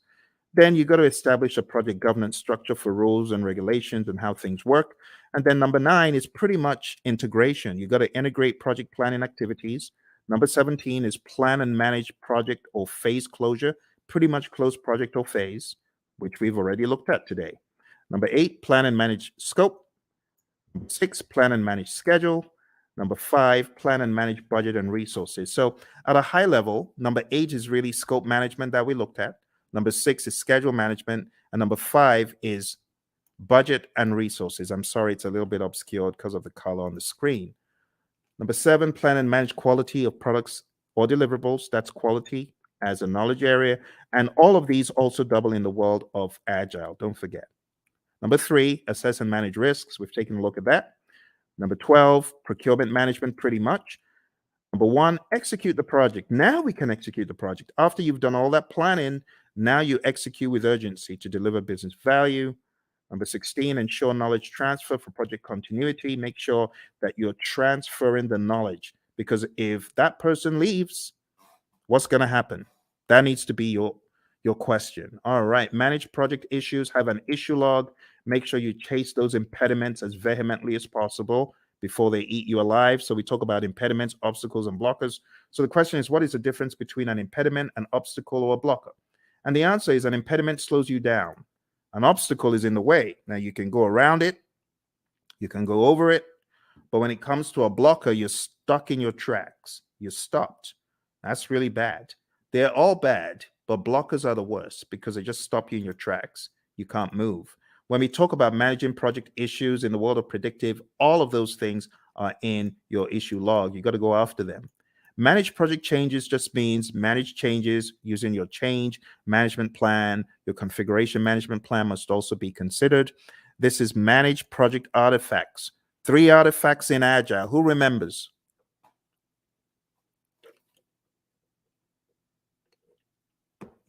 I'm getting some crickets. 3 artifacts we talked about. Does anyone remember?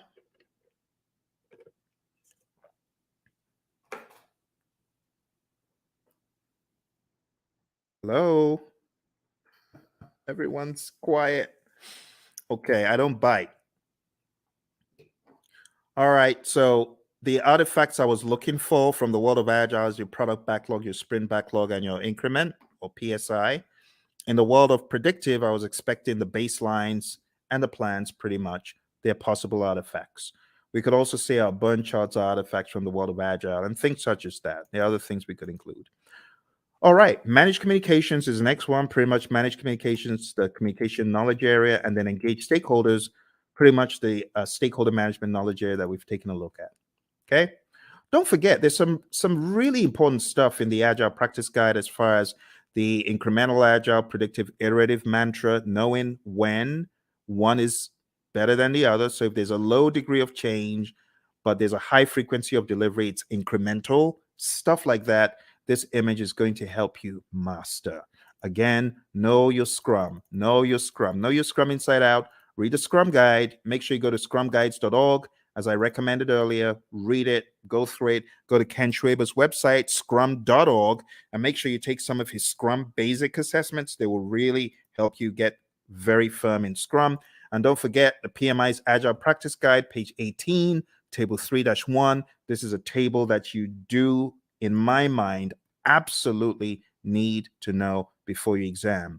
And when it comes to the world of risk, just understand that risk can be positive or negative.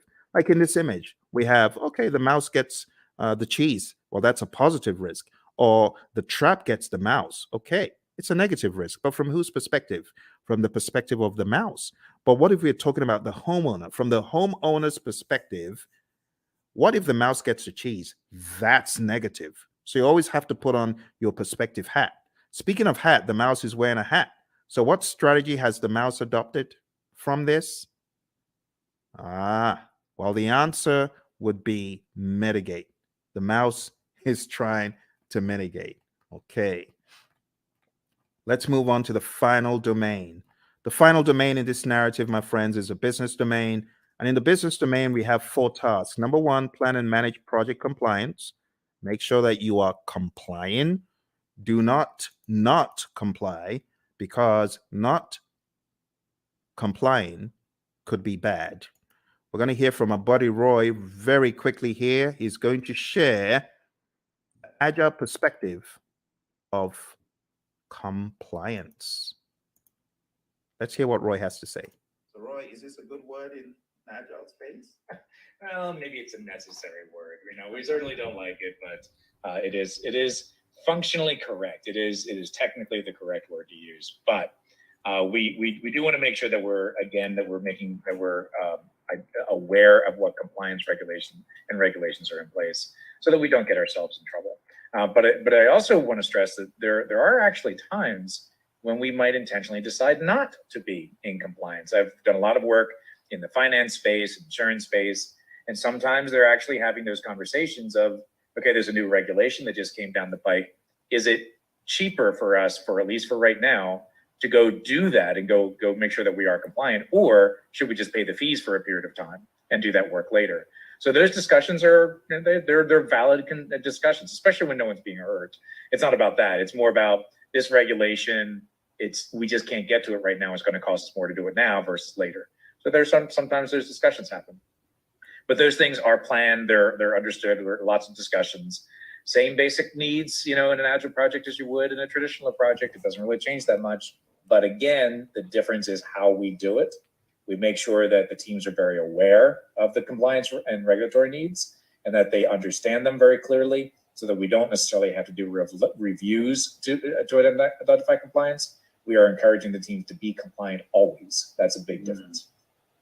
All right, good words from our buddy Roy. And like I said, if you want more of Roy and I's training coaching, going down to hpmexam.com, we have tens and tens of hours of both of us going back and forth talking about this stuff over and over again. You could go on to tinyurl.com/elite PMP. You'll be able to join the Udemy course where we have PMBOK 7. We just go to town on PMBOK 7, and you can watch all of those videos there. All right, moving on. Let's go back, and we're talking about business domain. Next thing is evaluate and deliver project benefits and value.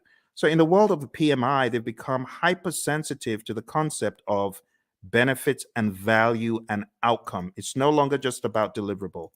Moving on to task 3, evaluate and address the external business environment changes for impact on scope.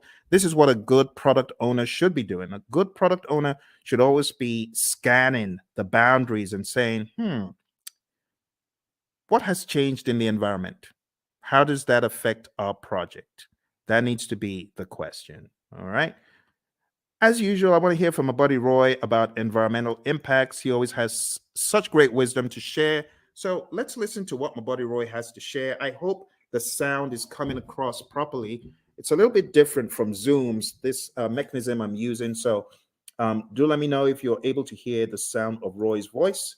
Let's listen. I'm glad they're talking about the backlog. That's a very positive change. So obviously, observing and monitoring and all that sort of thing is really not that much different than you would do. That's a business thing. Your product management community, if you have one, they would be doing these sorts of things. And that part doesn't change. The part that does change, though, is that we're able to make those changes a lot faster. So if something is happening in the market, we don't have to wait 6 months or a year to implement it because of current projects. We change it now, or as early as is practical anyway. And the main reason that we can do that is because it's less impact to our schedule, less impact to our projects. We can make those changes a lot faster with significantly less impact to our project. All right, back to you, Phil. All right, awesome stuff from our buddy Roy. So now you understand the concept of the environmental changes and their impact on scope. We've got one more, and we're going to be done for the night. We're going to be done. So here's your last chance.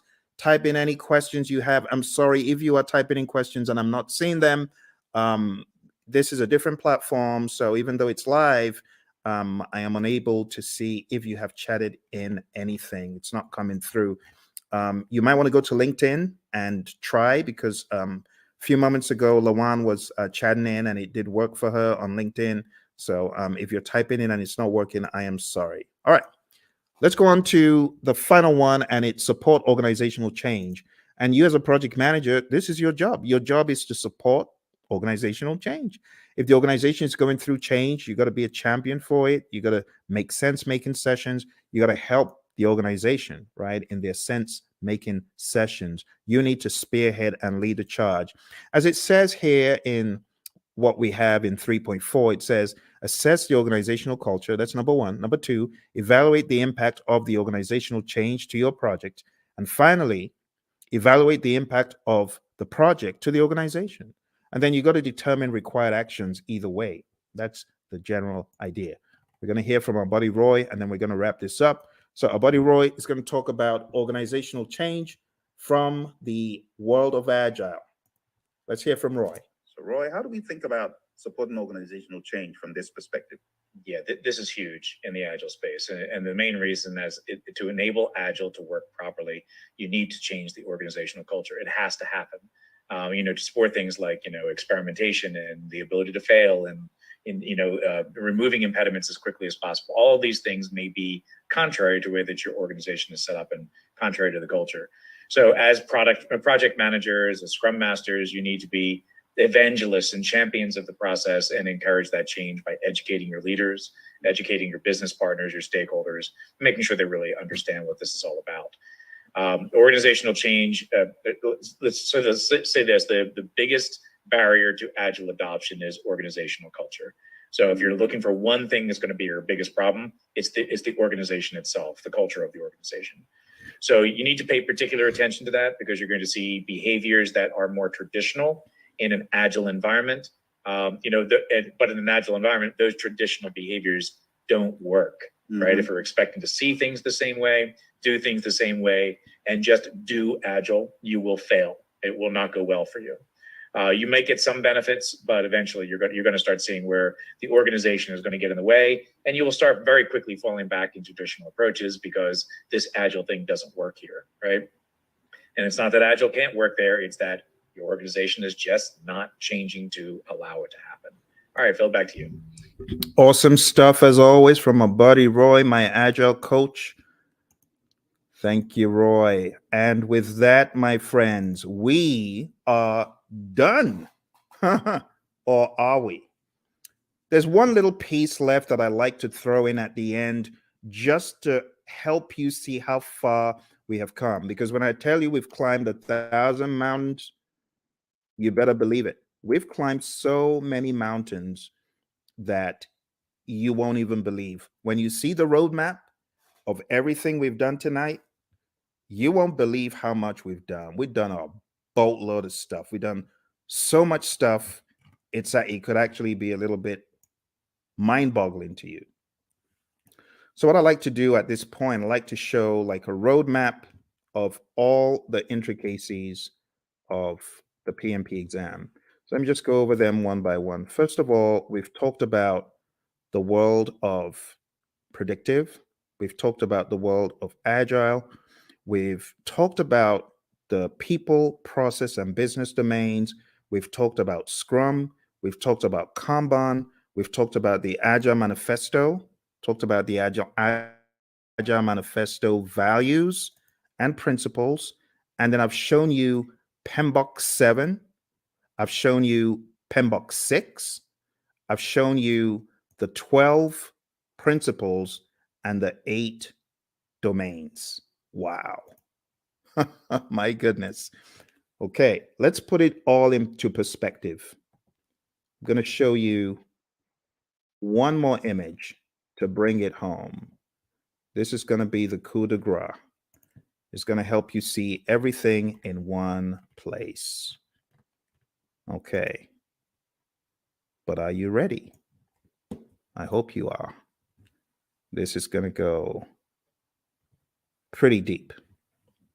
Let's take a look. I call this the PMP mind map. PMP mind map. And this mind map encapsulates the entire journey. I think at the end of it, you'll probably appreciate all the work you have been doing, actually. All the work you've been doing to succeed on your PMP, you're going to see it come to light here. All right. Here we go.